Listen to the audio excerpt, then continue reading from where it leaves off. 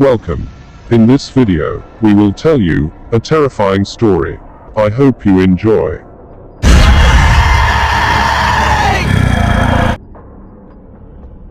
The story name is Open the Door. I shouldn't have been there. My friend was supposed to be alone. 3 years have passed since that night, but I'll try to tell you what happened. As far as I know, earlier that day, my friend's parents had left for a weekend vacation. She was alone in the house. I offered to come over and keep her company. I arrived around 8 p.m. and we spent the night chatting and watching TV in her bedroom. The time passed so quickly that before we knew it, it was midnight. That's when everything got weird. We began to hear strange noises outside her bedroom. At first, we thought it was just the house settling. But then, we stopped talking and listened. They were soft footsteps coming up the stairs. I asked, "Do you think your parents have come back?"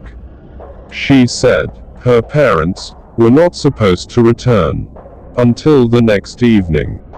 Besides, there were too many footsteps for just 2 people. I ran over to the door, and just before the footsteps reached the hallway, I turned the key in the lock. Suddenly, there was a profound silence.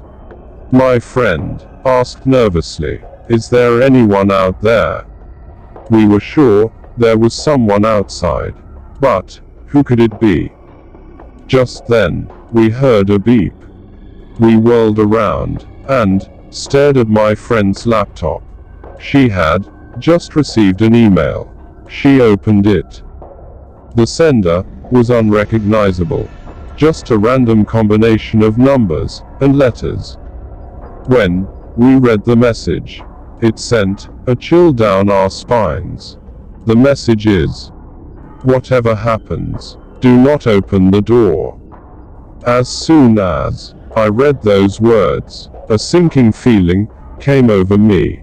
My breath was beating fast, and I felt like I was about to have a panic attack. I didn't know what to think. Maybe it was just someone playing a silly joke on us. Maybe it was someone trying to save our lives. Now, we knew there was someone out there behind the door. Suddenly, we heard a voice. It sounded like my friend's mother. "Please, open the door. Your father and I were in a car accident. We are badly hurt. Please, open the door and help us." When she heard this, my friend stared at me, wide-eyed. I can still remember the expression on her face. She was in shock. Neither of us knew what to do. A male voice pleaded, "Please, open the door. We need your help." It sounded just like her father. My friend and I just stood there for a few seconds, frozen to the spot. Then, she started towards the door. I grabbed her by the arm and held her back. She turned slowly to me and said, "It's my parents. They need help. I'm going to open the door." I said, "What about the email?" I hissed through gritted teeth and said, "What if it's true? What if they're not your parents?" She said, "Nonsense. You heard them. Those were the voices of my parents." Before I could do anything, she struggled out of my grasp and walked towards the door. I still don't know what made me do it. Maybe it was sheer terror. The only thing I could think to do was run to the closet and hide. I didn't know what was going to happen, but I was frightened out of my wits. What I heard then, I will never be able to forget. To this day, I have nightmares about it. My friend opened the door, and all I could hear were her screams. They were blood-curdling screams, filled with pain and terror. I couldn't help her. All I could do was cower in the closet, keeping perfectly still, praying that I wouldn't be found. I don't know how long I stayed there. It could have been hours. By the time I felt safe enough to come out, it was morning.